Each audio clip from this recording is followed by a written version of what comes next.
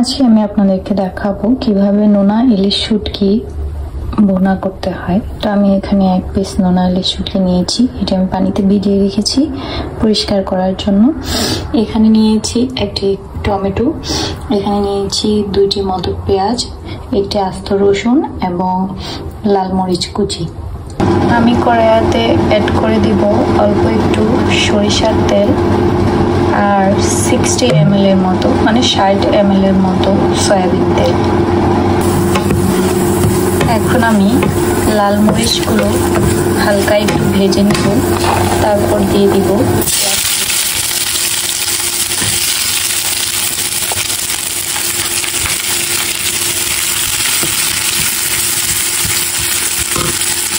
পেঁয়াজগুলো মোটামুটি কাঁচা থাকতেই আমি এখানে অল্প কিছু রসুন কুচি অ্যাড করে দিব।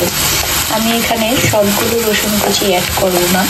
শুটকি ভুনাতে আপনি রসুন কুচি 2বারে যদি অ্যাড করেন তাহলে শুটকি ভুনাটা অনেক মজাদার হবে। তো আমি অল্প কিছু রসুন কুচি অ্যাড করেছি, অল্প পরিমাণ। এখন আমি এটার সাথে আমার শুটকিগুলো অ্যাড করে দিব এবং আমি হালকা আছে এগুলো ভেজে নিব। আমার শুটকিটা ভালো মতো ভাজা হয়ে গিয়েছে। এইভাবে ভাজলে শুটকিটা খেতে কাঁটাগুলো মুখের মধ্যে লাগে না, কাঁটাগুলো একদমই মুচমুচে হয়ে যায়। এই পর্যায়ে আমি দিয়ে দিব 1 চা চামচ রসুন এবং আদা পেস্ট।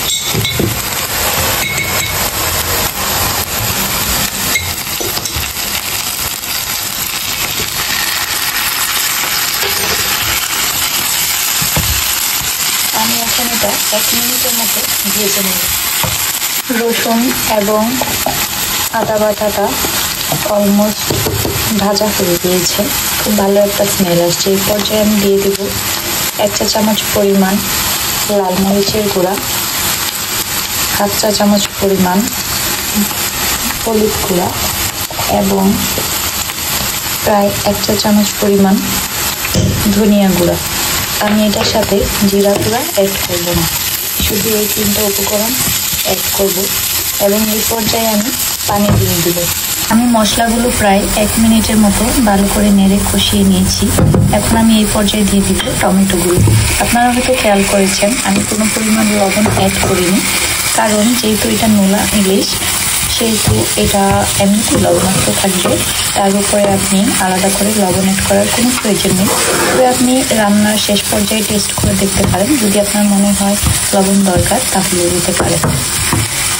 টমেটোগুলো যখন সিদ্ধ হয়ে মিশে আসবে এই পর্যায়ে আমি আমার বাকি রসুন কুচিগুলো দিয়ে দেব এবং ভালো মতো নেড়ে ভেজে নেব। মনে রাখবেন যে কোনো সবজি ভর্তার মধ্যে আপনি যদি রসুন কুচিটা 2বারে দেন তাহলে সেটা খেতে অসাধারণ হবে এবং এটা টেস্টটাও অনেকটা চেঞ্জ হয়ে যাবে।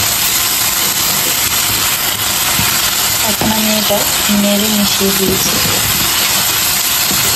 এবং ভালো মতো ভাজা হয়ে গেলে আমি আমার ভর্তাটা উঠিয়ে নিই। তো আপনারা দেখতে পাচ্ছেন আমার ভর্তাটা হয়ে গিয়েছে, তেল সাইড দিয়ে চলে এসেছে, তার মানে আমার মশলাও পারফেক্টভাবে কষানো হয়ে গিয়েছে এবং ভর্তাটাও হয়ে এসেছে।